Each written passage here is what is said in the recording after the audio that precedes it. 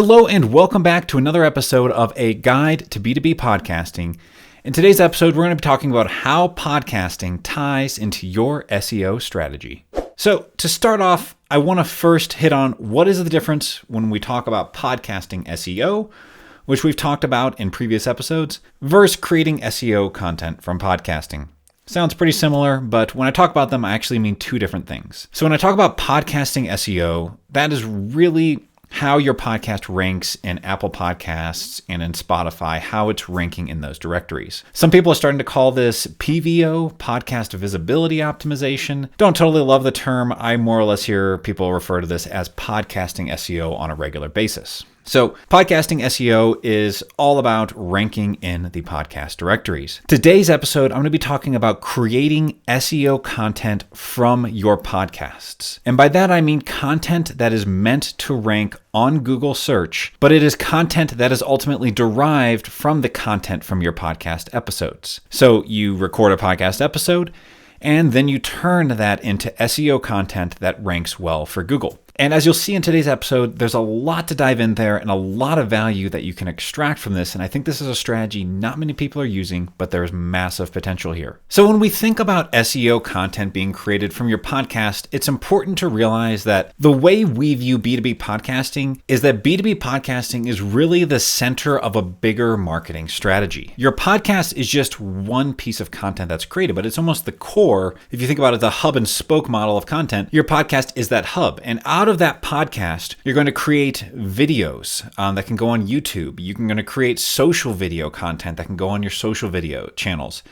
You can create quote blocks. You can create social media posts. You can create, articles that summarize the episode. You can create transcripts, and also you can create SEO content. So again, when we look at podcasting, we look at podcasting as the core of a much bigger marketing strategy. It's helping aid a lot of different areas. And this is what makes podcasting so powerful is you can partner with a lot of different departments, a lot of different areas, and drive a ton of value through it. Now, when we look at just the writing output of podcasts, it is important to see that there's actually a few things. This kind of confuses some people when they realize the different types of writing outputs that you can get from a podcast. So the first thing we'll say is every single podcast episode is going to have show notes. And show notes are basically around 200 words and they live on podcast directories. So if you look on Apple and you look on Spotify and you go look at a podcast episode, this is your short summary of what the episode's about. These are typically limited in character length, so they can't get too long, and they're kind of really just short bullet point, kind of abbreviated summaries of the episode, but they can't get into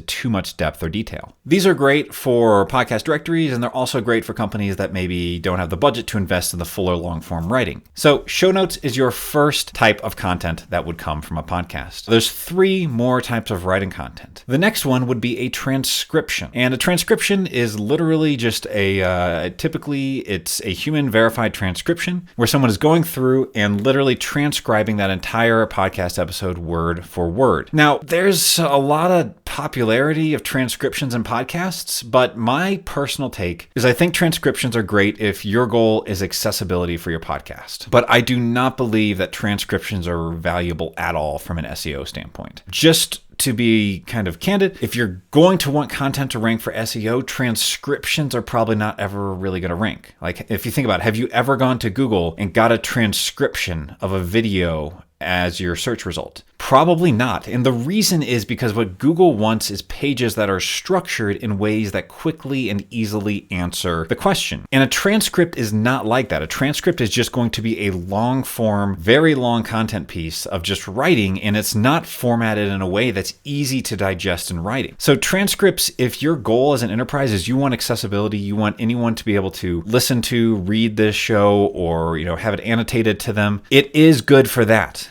But what I would say is that transcripts are not going to give you SEO benefit. And this is just a huge misconception in the market. Somewhere along the line, someone started saying that transcripts would give you SEO juice. And I personally think it's a huge lie. I don't think it helps your SEO at all. I've never seen a transcript rank for SEO. Unless your goal is accessibility, I do not think transcripts are worthwhile. So those are the first two deliverables here. You have your show notes, which are your short form summaries that'll go live on the podcast directories. You can put those on your website websites as well. You also have transcriptions, again, which are just human verified transcriptions. They make someone able to read the entire thing, but again, not a whole lot of SEO benefit. The third writing output you can have from an episode is a summary article. And this is very straightforward. It's just an article that's written that does not have SEO intent, but it summarizes the podcast episode. It's almost the article version of the podcast. It's going to say, hey, this is what we discussed. These were some of the takeaways. Here's are some quotes from the episode. And it's a great way to create content that summarizes the episode and kind of just, it's great to live there and have it for someone who maybe doesn't want to listen to the full episode. They don't want to go through reading a transcript, which is kind of a wonky experience, but they can still get a ton of value and ultimately digest a lot of the content from the episode. So summary articles, again, are another really great way to create content from this. But again, you might get lucky, rank some of these on SEO, but they're not going to go super far in terms of SEO. This leads us to our fourth and final type of written content that can come from a podcast episode, which is SEO articles. And so an SEO article is not always a straightforward episode summary.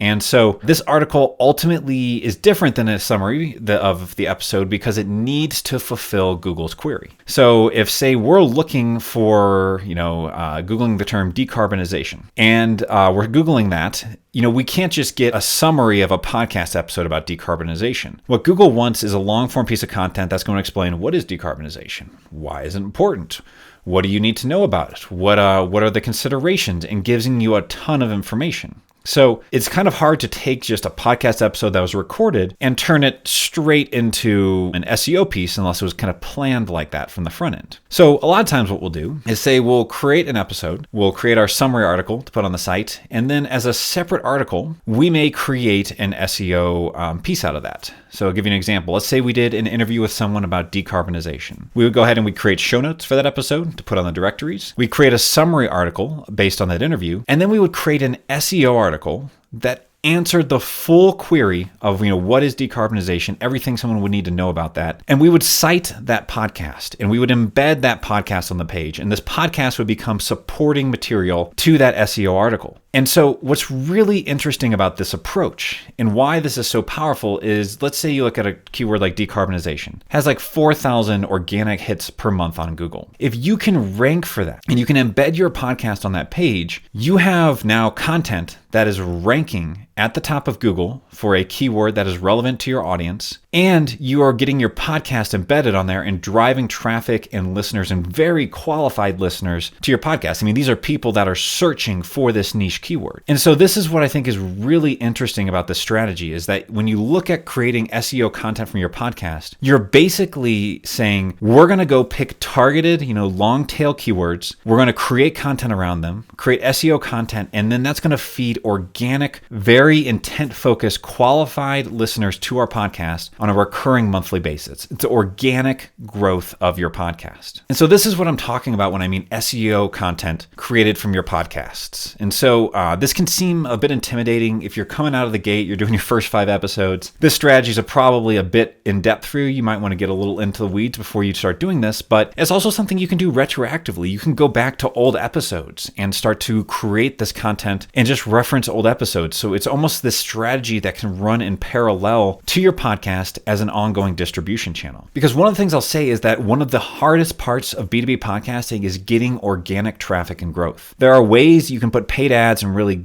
boost your podcast, get it in front of the right audience you want to get it in front of. But getting organic growth on your podcast, it's a long, slow, steady journey. And so if you can really capitalize on some SEO keywords, even if you just get 2 to 3 of these articles ranking really well, that could be thousands of qualified hits per month that are new people coming in to your universe, seeing your content, and ultimately being exposed to your podcast and your business. So this sounds like a lot. So how do you actually think about implementing this? Well, it all starts with an editorial calendar. And so with an editorial calendar, there's 2 ways that podcasting that we typically will go about this. First is you go line up guests.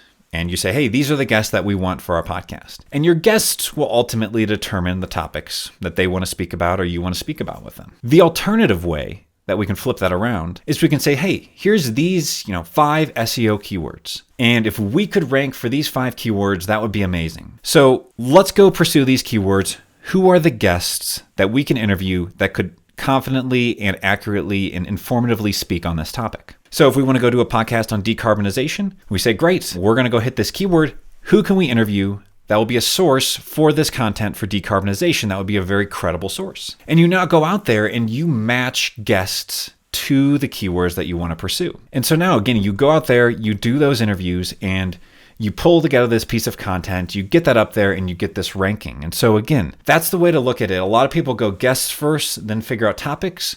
If you want to go SEO keyword, you really want to go SEO first, then find guests to fit them. Alternative way you can do that is you can, if you're retroactively looking at this, we've done this for a handful of our customers. We've said, hey, out of these past 10 episodes we did, these 3 I think would be great to do some SEO content around. They're pretty close to a keyword, and the topics we discussed would be really relevant if we targeted this keyword. So you can also retroactively go back and do this. But I will say you don't need an SEO article for every single episode. There's some that are just not going to be as fitting for SEO content, and that's okay. You don't need to make every single podcast episode you have targeting an SEO keyword. Sometimes you do want a podcast just for the guests, just for the content. It could be sales enablement, but I think having a mix of these into your podcasting strategy, it gives you a new distribution channel you didn't have before. And I think that's an extremely, extremely powerful thing to see and look at is, again, if you can just get thousands of hits per month because you got your podcast and your content at the top of Google, then that is going to go a long way for getting your show organic reach and distribution. So next, I want to answer the question of, who is this SEO strategy for? Who should actually be considering and looking at this? Well, what I would say is for large enterprises, this is a no-brainer.